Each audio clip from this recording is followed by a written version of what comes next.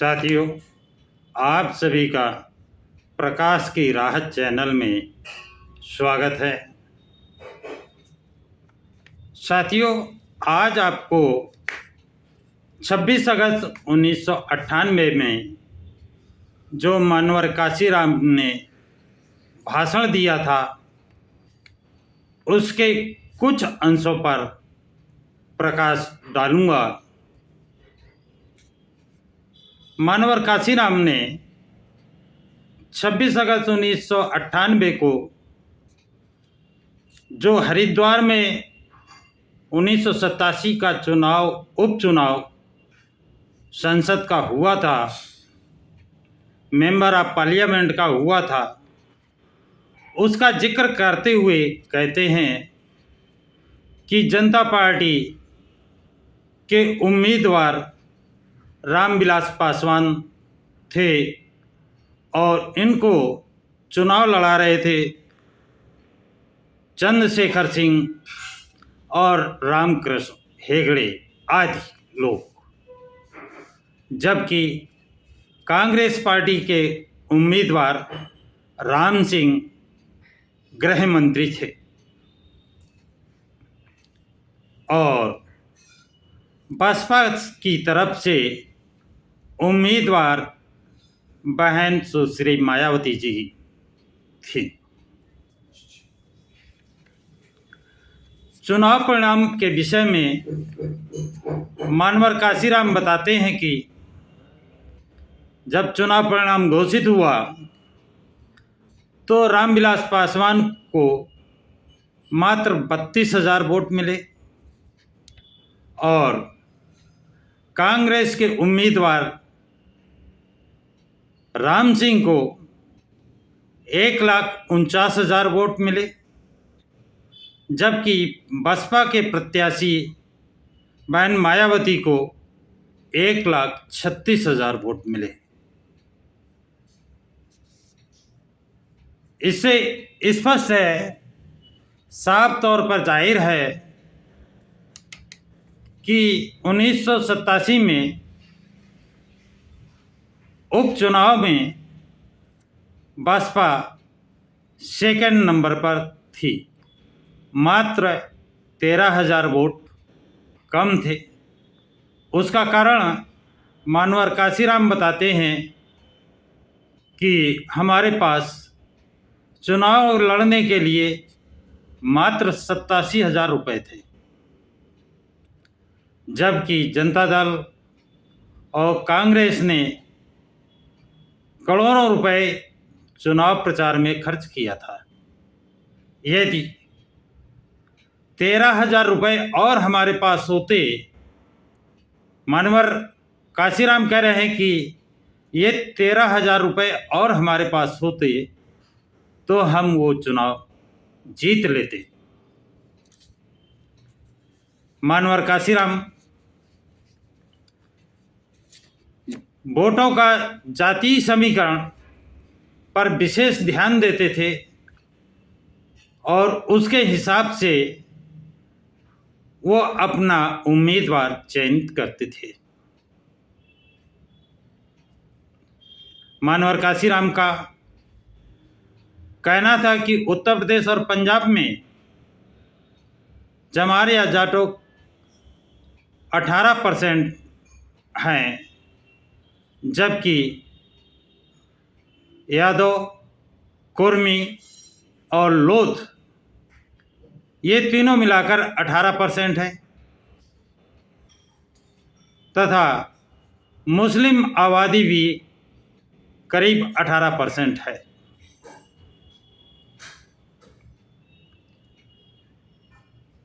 दो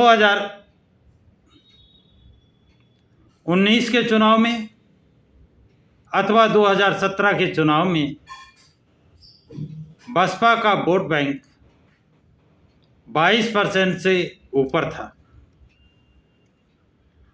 और यदि इसमें 18% मुस्लिम वोट जोड़ दिया जाए तो 40% वोट हो जाता है। जब लोग देखते हैं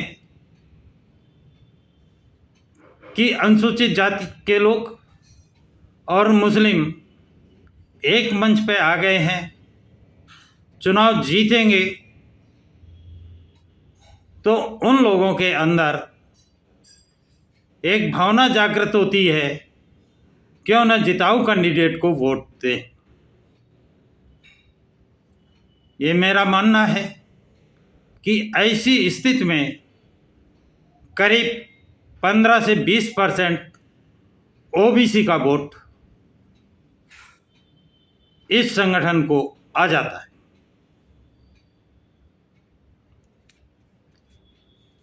जिस तरह 2022 के चुनाव में बसपा का कैडर वोट भाजपा को हराने के लिए समाजवादी पार्टी को गया, लेकिन उन वोटर को श्रेय नहीं दिया गया, जिसके कारण वो लोग अपने को ठगा सा महसूस कर रहे हैं और सपा का वोट बैंक करीब 32% तक पहुंचा।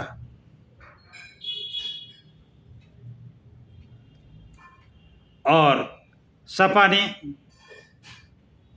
और भाजपा ने बड़ी जोरदारी से प्रचार प्रसार किया था कि भाजपा का मुकाबला समाजवादी पार्टी कर रही है, क्योंकि भारतीय जनता पार्टी ये जानती थी कि यदि बसपा को मुकाबला दिखा दिया जाएगा तो मुस्लिम वोट बसपा की तरफ चला जाएगा, और मुस्लिम वोट के बसपा की तरफ जाने का मतलब है कि 40% और 50% ओबीसी का 15% भी वोट बसपा की तरफ, इस गठबंधन की तरफ आ गया तो करीब 55% वोट बहुजन समाज पार्टी के पक्ष में आ जाएगा। लेकिन उत्तर प्रदेश की जनता भ्रमित हुई और अपना लोगों के कहने के अनुसार अथवा अपने विवेक के अनुसार उन्होंने जहां उचित समझा वोट दिया। परिणाम स्वरूप भारी बहुमत से भारतीय जनता पार्टी की जीत हुई और सभी के मंसूबों पर, इरादों पर पानी फिर गया और मुस्लिम समाज अपने को ठगा सा महसूस करने लगा और उसको पछतावा हुआ कि आंकलन करने में कहीं न कहीं भूल हुई है। उदाहरण के तौर पर 1922 का विधानसभा चुनाव में समाजवादी पार्टी ने आजमगढ़ में 10 की 10 सीटों पर विजयश्री हासिल की थी, जबकि इसके बाद जून 2022 में करीब 2 महीने या 3 महीने के बाद लोकसभा सीट का चुनाव होता है, तो उसमें समाजवादी पार्टी को 3,04,000 वोट मिलता है, भारतीय जनता पार्टी को 3,12,000 वोट मिलता है और बहुजन समाज पार्टी के उम्मीदवार को 2,66,000 वोट मिलते हैं। परिणाम स्वरूप समाजवादी पार्टी की हार होती है, भारतीय जनता पार्टी की को जीत हासिल होती है और मार्च 2022 में जो बसपा 12.6% पर सिमट कर रह गई थी, उसका वोट बैंक बढ़ कर के 29% पे पहुंच जाता है।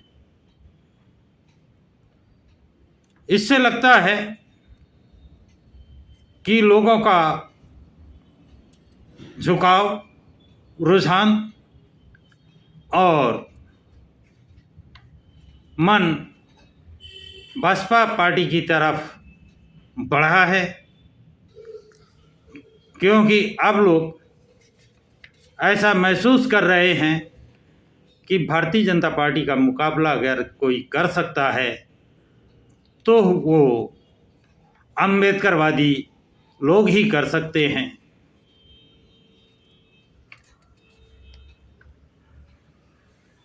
तो साथियों, ये मेरा आंकलन है और मानवर काशीराम के ने जो जनसंख्या का अनुपात बताया है उस पर आधारित है। आप लोग मेरी बात को सत्य मत माने, अपना अपना आंकलन करें और देखें कि इस समय देश में दो लड़ाइयां हैं, एक अम्बेडकरवाद और दूसरा है मनुवाद। मनुवाद हावी हो रहा है, उसका संघर्ष अम्बेडकरवादी लोग कर रहे हैं। आप किधर जाना चाहते हैं? आप ऐसे चौराहे पे खड़े हैं कि आप मनुवाद की तरफ जा सकते हैं, आप अम्बेडकरवाद की तरफ जा सकते हैं। ये आपकी इच्छा पर, आपकी आत्मा, आपका धर्म, आपका ईमान जिधर आपको प्रेरित करे उधर जाइए, इसके लिए आप स्वतंत्र हैं। अगर मेरी बात आप लोगों को अच्छी लगे तो इस चैनल को, इस वीडियो को लाइक, शेयर और सब्सक्राइब ज़रूर करें। सभी साथियों को जय भीम, नमो बुद्धाय, जय संविधान।